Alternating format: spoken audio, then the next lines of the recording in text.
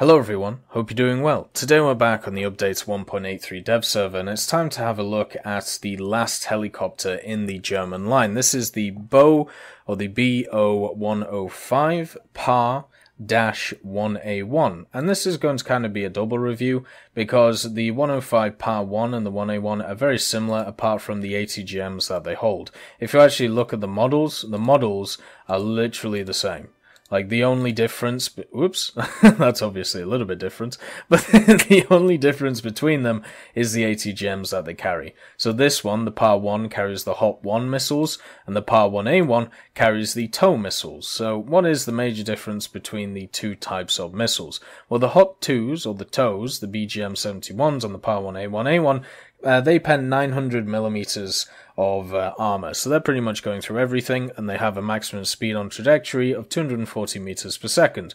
On the PAR-1, which is the same BR, the HOT-1 missiles only pen 800 millimeters, and maximum speed of trajectory is 240 millimeters. So overall, very, very similar in the, actual execution of these machines. Basically 100 millimeters between them of penetration on the missiles. So let's talk about the PAR-1A1. First of all, there is no armor on this machine. So if you're trying to get lucky, or if you're trying to be a little bit defensive, maybe try and fight some people off, that ain't gonna happen. You have no machine guns, you have no cannons, you have no rockets, you literally only have ATGMs, and that's all you're allowed. The X-ray view, you have a pilot, you have a gunner, and then you have a bunch of self-sealing fuel tanks, oil cooling system, transmission, and then two engines with 440 horsepower, which is really not a lot, but it's at least a little bit more than what you get on the PAR-1. So that is another slight change from the 1 to the 1A1. On top of this, you can see that the racks of where the ATGMs are actually held are slightly different, once again, to the PAR-1. So on the PAR-1, they are straight horizontal, whereas the 1A1, you can see they're at much more of a diagonal plane. And what this basically means is nothing in the term of game, in the terms of the game and how it's going to work. It just means that the trajectory of your missiles will be slightly different in the first 10 meters, and then after that it won't really be an issue. The unfortunate thing, once again, about this helicopter is that there is no additional camouflage on it, and when we look at the modifications, there is no additional weaponry either. This is, once again, a tank hunter, and that is it. There is nothing else to this aircraft.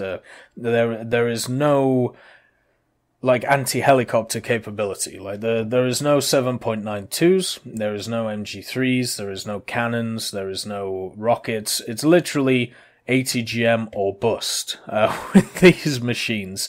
And a lot of people will be fine by this, because one of the biggest things that a bunch of people have brought up is that in ground forces, the Americans and the Soviets have felt quite oppressive because they have been able to get off stuff like the AH-1Z and the Mi-35M, and those have a lot of ATGMs, and they've been able to try and kind of take over games in some circumstances. Well, the difference between an Mi-35M and the AH-1Z and the BO-105 PAR-1A1 as their top-tier vehicles, first of all, the AH-1Z and the Mi-35M are 10.0, and this one, the 1A1, is 9.7, and the amount of ATGMs that you can carry. So in order to take over a game, you need more than 6 ATGMs. Even the premium helicopter has more ATGMs than this. It has 8. So with 6 ATGMs, let's say at maximum you can kill 6 targets. The more conservative estimate is that you are looking at maybe 3 targets at most,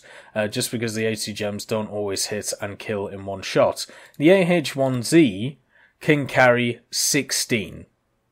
It can carry 16 of these 900mm rockets. It's only 0.3 BR higher.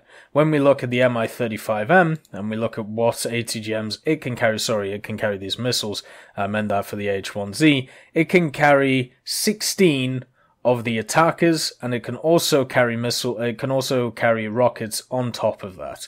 So it can carry 800mm ATGMs, 16 of them, or 16 Sturm ATGMs with some rockets as well. So the attacker with the 16 ATGMs at 10.0 compared to the 6 of this Par 1A1, and that is the only thing it is good for. The only thing that this helicopter is literally designed to do is to maim some kind of ground force that it can see on the ground. So for me, having less killing power than machines which are much more versatile in how they are actually played and how they are actually seen is not a good sign for this aircraft.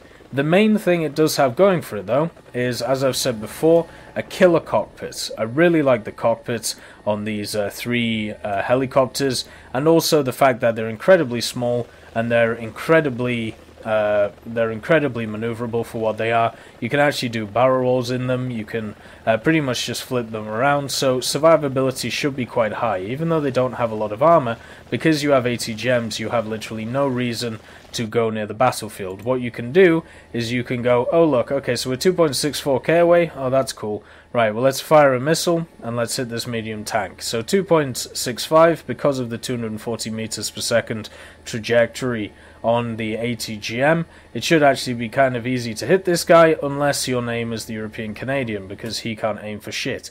So with that said, as you can see, from 2.5 kilometers away, it is quite easy to aim these. You just don't have to be me. So with that said, whether you do damage or not, you know, is obviously something that is up for debate with these 900mm ATGMs, but the main thing is you can stay away from the battlefield and not be harmed. Are you joshing me? Are you really joshing me? So with that said, the interesting thing about this helicopter is the fact that it doesn't have what we would class as defensive armaments. It does not have anything that would put it in a position where it would be able to keep itself alive, apart from maneuverability and apart from the speed that it has. But even the speed is dwarfed by some of the other 10.0s and 9.7s that we have in the game. So it literally is, do you have... Let's just take hover mode off. Whoa, buddy. Let's just say you have a helicopter against this. Now, this German helicopter is never going to be able to kill you. The only way it's going to be able to kill you is if it's able to get an ATGM off and it is able to hit you and kill you from there. You have machine guns, you have cannons, you have rockets, you have pretty much everything that this German helicopter does not have. So being able to take it out should be quite easy to do. So it's just a question of time. How long will it take you to kill this German helicopter?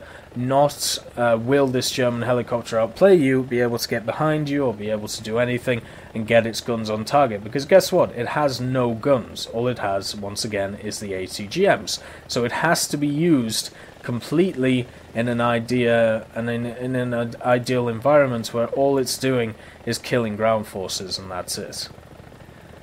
Is it interesting that it's been added to the game? Yes, I think it should be added. It definitely addresses the issues that top-tier ground forces have been getting for a long time, but for me, I would feel like, as the top echelon of the German helicopters, there should be something more. There should be a machine which is a little bit more when it comes to the actual armaments it gets. Now, they did mention in the dev blog that these machines at the start will get ATGMs, and then maybe later on they would have something which, or at least they hinted at the idea of adding different amounts of weaponry, whether it be machine guns, whether it be rockets. So hopefully we see that soon.